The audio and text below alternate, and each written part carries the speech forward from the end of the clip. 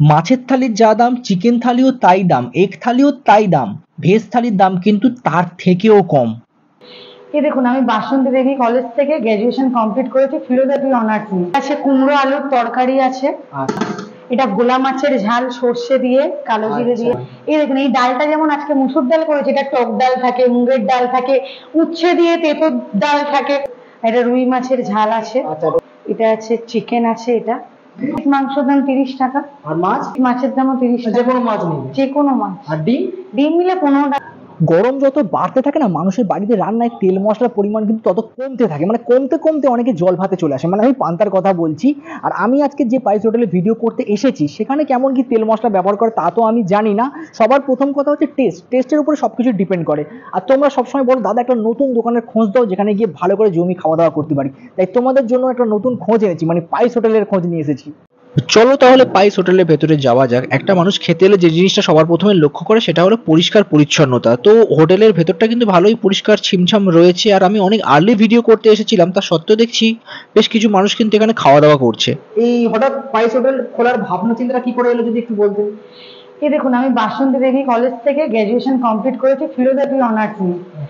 এবার বিয়ে হয়ে গেল, তারপর ভাবলাম নিজের একটা বিজনেস স্টার্ট করবো। ওটা আগে থেকেই চিন্তা ভাবনাটা ছিল, বড় সাপোর্ট করলো।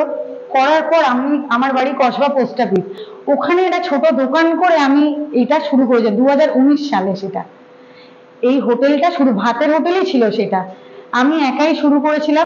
এবার লকডাউন চলে এলো 2020 সালে, আমি একটু কনসিভও করেছিলাম, প্রেগনেন্সি চলে এসেছিল, ওই জন্য আর কিচ্ছু করা হয়নি। রিসেন্ট 2024 সালে আবার এই সুযোগটা আমার কাছে চলে এসেছে। এই সুযোগটা পেলাম, তো আমি এটাই শুরু করে দিলাম, ভাতের হোটেল।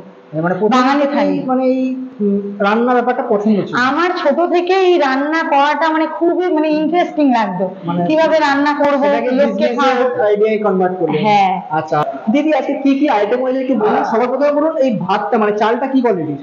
মিনিকেট রাইস, মিনিকেট চাল। আচ্ছা, তারপরে আছে ডাল রয়েছে, ডালটা কিসের? ডালটা মুসুর ডাল আছে মুসুর ডাল। পেঁয়াজ দিয়ে। আচ্ছা, এটা আছে কুমড়ো আলুর তরকারি আছে। আচ্ছা, এটা ভোলা মাছের ঝাল সর্ষে দিয়ে কালো জিরে দিয়ে আছে। ধনেপাতাও মনে হয় ব্যবহার করা আছে। ধনেপাতা আর আছে। এটা ভাজা আছে তাই তো? হ্যাঁ, এটা উচ্ছে আলু ভাজা।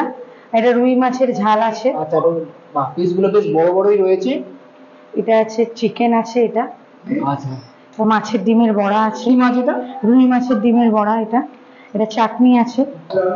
আচ্ছা, আর ওটা বোধহয় পাপড়। এটা পাঁপড়। এই জন্য অন্য কোনো স্পাইস হোটেলে দেয় কিনা আমি জানি না, বাট আমি দিই। আমার হোটেলে মাছ ভাত 60 টাকা, ডিম ভাত 60 টাকা, চিকেন ভাতও 60 টাকা। একই দাম? একই দাম। এরকম রাখার মানে কারণটা কি? দেখুন, যাতে মানুষ যেটা খুশি সেটা তার সামর্থ্যের মধ্যে খেতে পারবে। আচ্ছা, এখানে থালিতে তো অনেক কিছু আছে, একটু যদি প্রাইস গুলো বলে দিতে। এই থালিটার দাম 50 টাকা। মানে এই যে পুরো ভেজ থালিটা 50 টাকা, মানে এত কিছু আইটেম দিয়ে।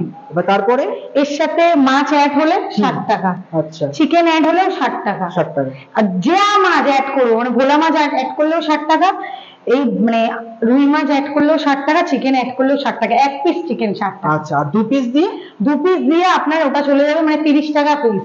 পরের পিসটার দাম 30 টাকা। আচ্ছা, এতগুলো খাবার একা খাওয়াটা পসিবল নয়, আর নষ্ট করাটা উচিত নয়। যেমন এখানে কিন্তু আমি এক পিস চিকেন রেখেছি, মাছের ঝোলের পরিমাণটা কমিয়ে নেবো, ডালের পরিমাণটাও কিন্তু কমিয়ে নেবো, আর এখানে যে সবজিগুলো আছে সেগুলোও কিন্তু কমিয়ে নেবো, কারণ একা খেতে পারবো না, নষ্ট হবে, আর নষ্ট করাটা কিন্তু উচিত নয়। আচ্ছা, একটা কথা আমি বলতে ভুলে গেছি, বা আমি তোমার সাথে শেয়ার করতে চাই, কারণ তোমরা আমার ফ্যামিলি মেম্বার হয়ে গেছো, 4000 সাবস্ক্রাইবারও কমপ্লিট হয়ে গেছে। সেটা হলো আমি কিন্তু মানে গরম ভাতে জল ঢেলে খেতে পছন্দ করি।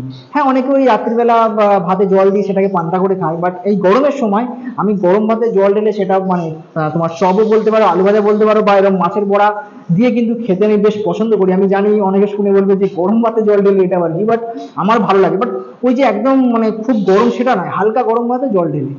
তো এখানে দেখতে পাচ্ছ মুসুর ডাল রয়েছে, মানে পেঁয়াজ পাঁচফোড়ন দিয়ে করা মুসুর ডাল, পাতলা পাতলা। তো এখান থেকে একটু নিলাম। আর লেবু যখন অপশন রয়েছে, সেই লেবুটা ব্যবহার না করলে কিন্তু খুব বাজে ব্যাপার হয়ে যাবে। একটু লেবুর রস ভালো করে নিয়ে তারপরে আমি দানা তো খেতে পারবো না, দানাটা সরিয়ে দিয়ে চলো ভালো করে মাখিয়ে একবার টেস্ট করা যাক। খুব সুন্দর কিন্তু লেবুর গন্ধটা আসছে।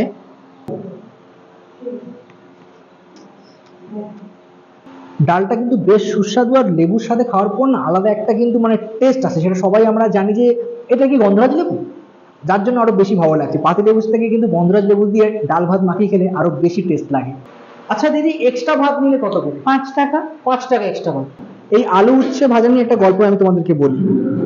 1 বছর আগে পর্যন্ত আমি এই উচ্ছেটাকে চোখে দেখতে পেতাম না, কারণ আমার তেতো জিনিসটা একদমই পছন্দ ছিল না। বাট একদিন আমি এই উচ্ছে ভাজা খেয়েছিলাম, তারপরে আমার কিন্তু বেশ ভালো লেগেছিল। অনেকে কিন্তু উচ্ছে ভাজা পছন্দ করে এবং উচ্ছে ভাজা দিয়ে গোটা ভাতটাই কিন্তু শেষ করে দিতে পারে। আর আলু দিয়ে উচ্ছে ভাজা তো নতুন করে বলার কিছু নেই, বেশ ভালো লাগবেই। আর এখানে যে মাছের বড়াটা দেখছো, এটা কিন্তু রুই মাছের ডিম দিয়ে করা, আর বড়াটা কিন্তু যথেষ্ট থিকনেস রয়েছে, মানে ভালোই কিন্তু মোটা রয়েছে। আর এখানে দেখতে পাচ্ছ ডিম আর পেঁয়াজের একটা ভালো মিশ্রণ দেখা যাচ্ছে। চলো একবার ট্রাই করা যায়। এই মাছের বড়া অনেকে দেখবে শুধু পেঁয়াজ দিয়ে করে, বাট পেঁয়াজ লঙ্কা দিয়ে করলে না হালকা হালকা ঝাল ঝাল যে ব্যাপারটা, আর পেঁয়াজের গন্ধটা আর ডিমের তো আলাদা টেস্ট রয়েছে, বেশ কিন্তু খেতে ভালো লাগে। আমি ভিডিও করতে করতে ঠান্ডা হয়ে গেছে, তার সত্ত্বেও ভালো লাগছে। আর গরম গরম এই যে মাছের বড়া ভাজা কেমন লাগে সেটা আমরা সবাই জানি। এখানে যে ভোলা মাছটা রয়েছে এর সাইজটা কিন্তু যথেষ্ট বড়, তোমাদের যদি আমি দেখাই। আর এর প্রাইসটা নিয়েছে মাত্র কিন্তু 60 টাকা ভেজ থালি দিয়ে। অন্যান্য জায়গায় শুধু এই মাছটার দাম হয়তো 80 টাকা, 120-130 টাকা নিয়ে নেবে, বাট এখানে অনলি 60 টাকা। আর ওখান থেকে দেখতে পাচ্ছ একটা কালো জিরে ধনে পাতার ব্যবহার কিন্তু দেখা যাচ্ছে। তো এখান থেকে একটু চলো ভোলা মাছের ঝোল নিয়ে ভাতে দিয়ে ভালো করে মাখিয়ে দেখি যে এর টেস্টটা কেমন।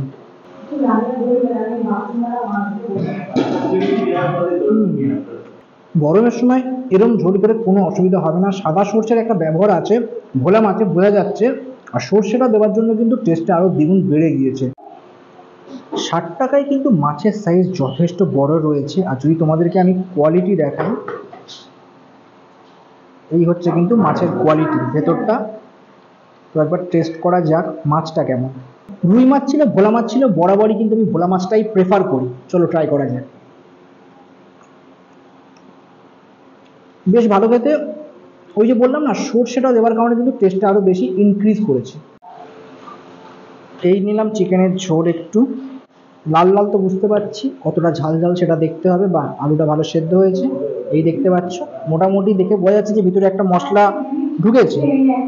এটা মাখিয়ে চলো একবার ট্রাই করি। আচ্ছা, মাংসের ঝোলকে যেটা আমি বুঝতে পারলাম, গরমের সময় কিন্তু এরকম তরকারি তোমরা খেতেই পারবে। খুব যে তীব্র মশলার ব্যবহার রয়েছে তা কিন্তু নয়, মানে গরমে খেলে যে অস্বস্তি ব্যাপারটা সেটা কিন্তু হবে না। বেশ ভালো লাগলো আমার কিন্তু। আর একটা হালকা ঝাল ঝাল ব্যাপার আছে। তো গরমের সময় এরকম মাংসের ঝোল কিন্তু খাওয়া যেতেই পারে। এই কিন্তু এক একটা চিকেনের সাইজ দেখতে পাচ্ছ। আমি লেগ পিস নিয়েছি, তো লেগ পিসটা যদি তোমাদেরকে দেখাই কতটা ফ্রেশ বা ভালো নরম হয়েছে কিন্তু একদম, মানে ভেতরটা যদি তোমরা দেখো একটা জুসি ব্যাপার রয়েছে। এই দেখো ভেতরটা কিন্তু বেশ একটা জুসি ব্যাপার রয়েছে। চলো চিকেনটা একবার ট্রাই করে দেখি, এখনই খুব লোভ লাগছে। এই রইলো জুসি চিকেন, চলো একবার ট্রাই করি। সবার প্রথমে যেটা বলতে হয়, এই যে চিকেনটা দেখতে পাচ্ছ একটা জুসি ফিলিং রয়েছে, খুব ভালো সেদ্ধ হয়েছে।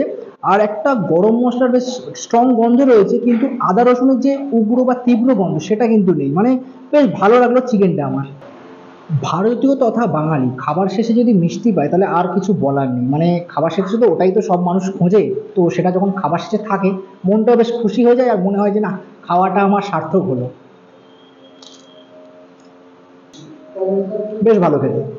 সামনে দেখতে পাচ্ছেন গড়িয়াহাট ক্রসিং রয়েছে, ফ্লাইওভার। সেখান থেকে সামনে একটু এগিয়ে এলে দেখতে পাবেন জুডিও। এবার জুডিওটাকে পিছনে রেখে সামনের দিকে কিন্তু এগিয়ে যেতে হবে, তারপরে আপনারা দেখতে পাবেন কিছুটা হেঁটে আসার পর সামনে কিন্তু পড়বে এমপি জুয়েলার্স হাউস, দেখতে পাচ্ছ। তার নিচ দিয়ে ক্রস করে যাবে, যেখানে মানে শাড়ি ব্লাউজের দোকান আছে, এছাড়া লেডিস কসমেটিক অনেক কিছু পাওয়া যায়। আর আসার পর কিন্তু সামনে একটা এরকম মানে পুরোনো ঘর টাইপের দেখতে পাবে, আশেপাশে ফ্ল্যাটের মতন রয়েছে। তো সোজা হেঁটে গেলেই কিন্তু দেখতে পাবে বড় করে ব্যানার লেখা রয়েছে বাঙালি থালি। আর হেঁটে আসার পর ঠিক ডান দিকে ঘুরে গেলে কিন্তু তোমাদের পাইস হোটেলটা পড়বে। এই ঘর দিয়ে সোজা ঢুকে যেতে হবে।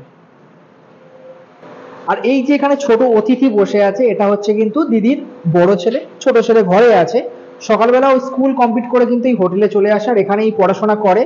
আর দিদি একা হাতে রান্নাও করে, তারপর সার্ভিংও করে। তারপরে যখন হোটেল মানে বন্ধ করে বিকেলবেলা, তখন কিন্তু একসাথেও চলে যায়। তো একা হাতে পড়াশোনাটাও দেখে, আর এখানে কিন্তু যাবতীয় যে খাওয়া দাওয়ার ব্যাপার বা রান্না কুকিং এর ব্যাপারটাও কিন্তু দিদি দেখে, মানে একা হাতে কিন্তু দুদিক দিদি সামলায়। আর যদি মানুষ খেতে আসতে চায় তো টাইমটা কটা থেকে কটা? 12:30 থেকে 4টের মধ্যে আসতে হবে। এই সময়? 4টের পর আমি আর থাকি না। আর সানডে কি বন্ধ থাকে? হ্যাঁ, সানডেতে বন্ধ থাকে। আমার হাতে যে লিফলেটটা দেখছেন এর মধ্যে কিন্তু যাবতীয় ডিটেল দেওয়া রয়েছে, অ্যাড্রেস থেকে ফোন নাম্বার থেকে প্রাইস সবই দেওয়া রয়েছে, ভিডিওটা পজ করে একবার দেখে নেবেন। নতুন দোকান নতুন দোকানে কিন্তু খোঁজ দিয়ে দিলাম, তো ঝটপট বাঙালি থালি পাইস হোটেলে একবার চলে আসো আর জমিয়ে খেয়ে যেও।